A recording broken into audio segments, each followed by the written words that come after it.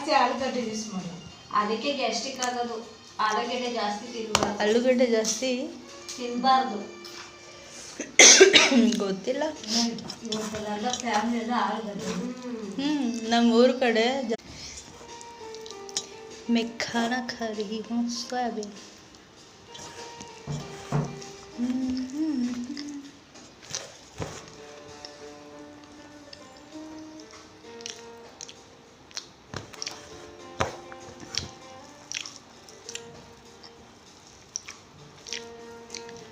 मज़ेदार बनी है।